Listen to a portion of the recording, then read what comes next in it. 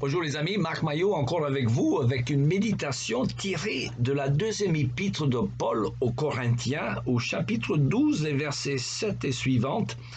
D'ailleurs, parce que ces révélations étaient extraordinaires, pour me garder de l'orgueil, Dieu m'a imposé une épreuve qui, telle une écharde, tourmentait mon corps. Elle me vient de Satan qui a été chargé de me frapper pour que je ne sois pas rempli d'orgueil.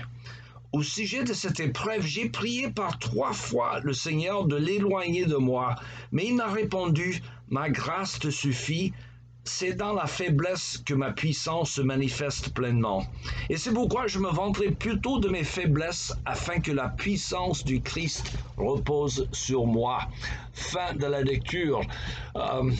Autrefois, dans une autre vidéo, je vous ai parlé de la crainte de la mort en faisant mention d'une célèbre pièce de théâtre du français Georges Bernanos que François Poulenc a transformé en opéra d'ailleurs, qui s'appelait Dialogue des Carmélites.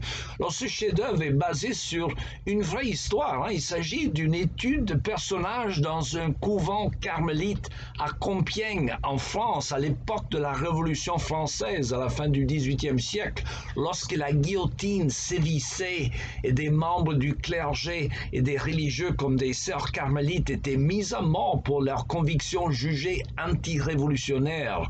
Alors je crains franchement qu'on arrive encore à ce stade bientôt en Occident. L'histoire se répète, hélas. D'ailleurs, il y a quelques années, l'évêque de Chicago aux États-Unis, Francis George, disait qu'il pensait qu'il allait mourir dans son lit, ce qui s'est avéré vrai d'ailleurs, il est décédé peu après, mais que son successeur mourrait en prison et que son successeur à lui mourrait comme martyr à la place publique. Et enfin, son successeur à celui-là lui ramasserait les morceaux d'une société en ruine pour aider à reconstruire la civilisation comme l'Église a souvent fait dans l'histoire humaine. Mais revenons à l'histoire dont nous parlions de la mort des martyrs dans la pièce Dialogue des Carmélites. Au début de la pièce, il y a une scène où il y a 2 jeunes sœurs novices qui sont en train de faire le ménage dans la chambre de la sœur supérieure du couvent, une dame âgée qui est sur son lit de mort.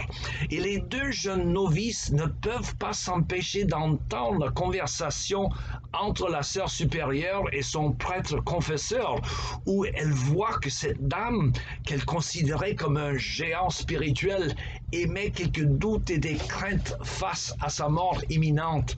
Alors l'une des 2 novices est choquée et exprime ses sentiments à son collègue en disant quelque chose comme « Ah, si c'est ainsi que les spirituellement forts meurent, c'est-à-dire moins que héroïquement, qu'en sera-t-il de nous, petites débutantes si faibles ?» Mais l'autre la rassure en lui disant que Dieu est bien capable de donner la grâce suffisante pour affronter la mort, voire la mort par martyr au moment suprême, si cela est nécessaire. Et autrement dit, même une personne faible, un lâche, peut mourir héroïquement si Dieu lui en donne la grâce. Alors, en fait, c'est ce qui est arrivé à la fin, car ces sœurs carmélites étaient toutes guillotinées par les révolutionnaires. Elles sont parties à la mort en chantant la gloire de Dieu. Et d'ailleurs, cela est corroboré par des témoins. Et c'est toujours souvent été le cas, d'ailleurs, dans l'histoire de l'Église. Les gens ils avaient un témoignage tellement fort dans leur mort que ça amenait beaucoup de gens à la foi. C'est pourquoi un des pères de l'Église disait que le sang des martyrs est la semence de l'Église. Alors, quelle est la leçon pour vous, mes amis, pour vous et pour moi? Il y en a plusieurs, mais la première, sans doute, c'est qu'il faut rester près de Dieu pour avoir l'assurance et la foi inébranlable que Dieu accorde à ses enfants quand il le faut. Il y a quelques 10 ans d'ailleurs que mourait dans notre église ici aux États-Unis un frère qui était un super athlète. Il était nageur d'ailleurs de réputation nationale. Il s'appelait Eric. Il était frappé d'un cancer des os à 57 ans qu'il a emporté en très peu de temps, en 2 mois je pense. Mais avant sa mort, il avait adressé les hommes de l'église lors d'une réunion hebdomadaire un samedi matin. Je me souviens que j'y étais. Appuyé sur le podium, mais Eric, il avait tout juste la force pour rester debout.